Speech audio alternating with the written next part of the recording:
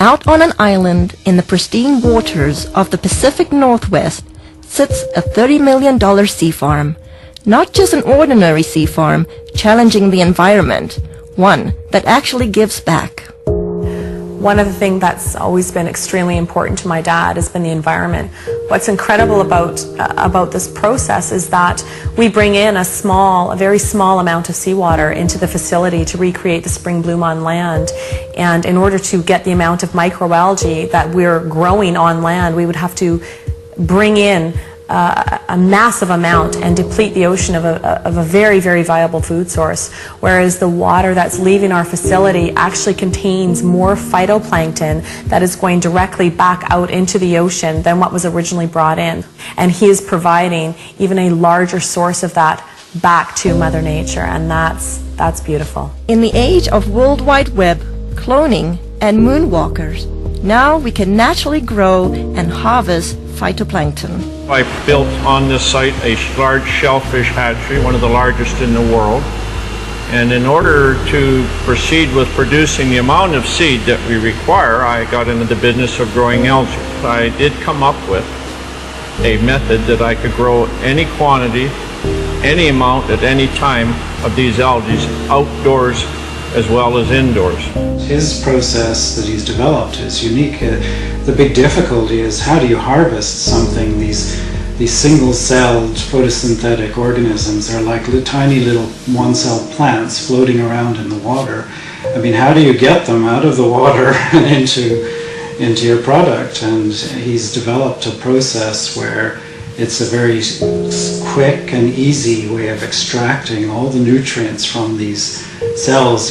Phyto, meaning light, plankton, meaning floating or suspended, is the base of life source as we know it. According to NASA, it is responsible for up to 90% of oxygen in our atmosphere.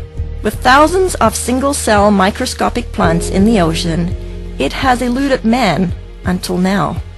You know, I'm just grateful that I was chosen to find this product because it's been very elusive. It's eluded man until now, and here we have it, and I'm going to help as many people as we can, I hope. Throughout history, necessity continues to be the mother of all invention. He was creating the phytoplankton to feed his shellfish, and as the business grew, his health started to deteriorate, and I used to think that he was just maybe overworked or, tired, and he ended up getting diagnosed with some pretty serious illness about a year ago. They had diagnosed me with quite a serious cancer. In fact, a very serious cancer. It's called mesothelioma, and there's only about 2,000 cases a year in North America. Nobody survives. With just 9 weeks to a few months to live, Mr. Harper did the unimaginable. I was not expecting what I heard. They basically gave him 9 weeks to 9 months to live. Well, it was a pretty big blow, so trying to get my affairs in order, which had to be done. We then, just basically settled down for me to start slowly, dying. I had to go down and pick out his grave plot, and that was a really, just a very horrible, raw, vulnerable time. While all this was happening, getting ready for his surgery, we'd all been giving him a bit of a hard time because he had been eating phytoplankton out of the tanks at work. And I was actually getting pretty upset with him about doing that because it's for whales, it's for oysters, it's for fish, it's for krill. So I said, are you crazy? He's literally sticking his finger in the tanks and eating this stuff raw.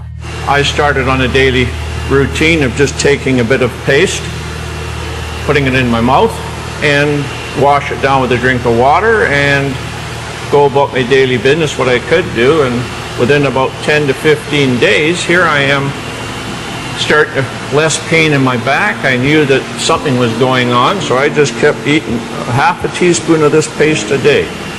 I was booked to go for surgery in Victoria where they're going to do what they call a talc treatment, and they take a medical grade talking powder, they introduce it into between your lungs and your pleural lining and keep you in the hospital for a few days, and that there causes your lungs to fuse together and it stops you from drowning in your own fluids that are built up.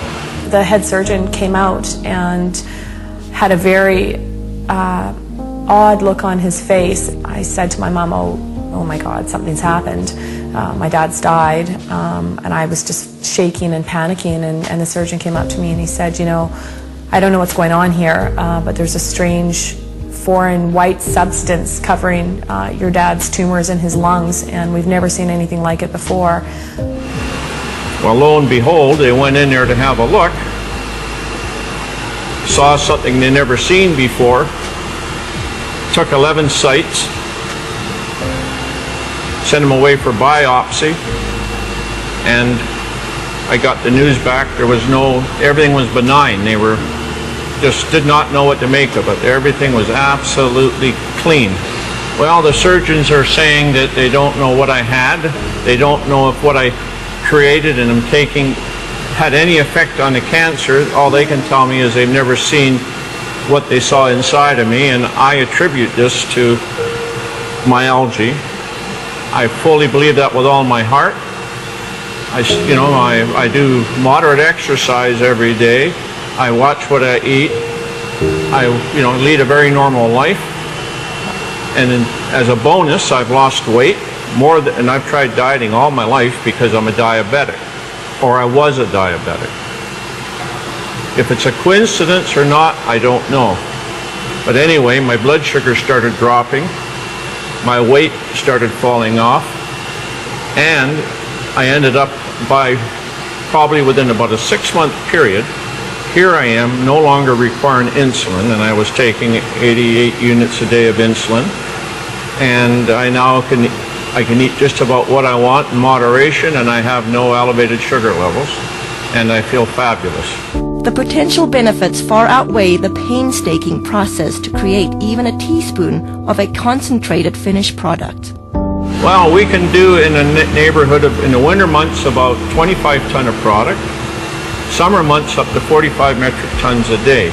And just as an example, these tanks you see beside me here, it would require 10 of these tanks of algae to give me one of these, which is an 8-ounce container. So if you look at that, think about the magnitude of growing equivalent to 45 metric tons a day.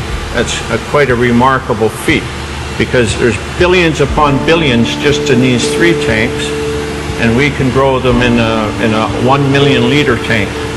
So, and that's what we get our 25 or 40 ton a day from. With 8 million liter tanks, using nature's elements, Mother Nature's kitchen has the capacity to nourish the world. It boasts a nutritional analysis second to none, including pigments, diatoms, and xanthophylls. You know, in spring in the northern hemisphere, when the light conditions are right and the nutrient conditions are right, there's a spring bloom, and you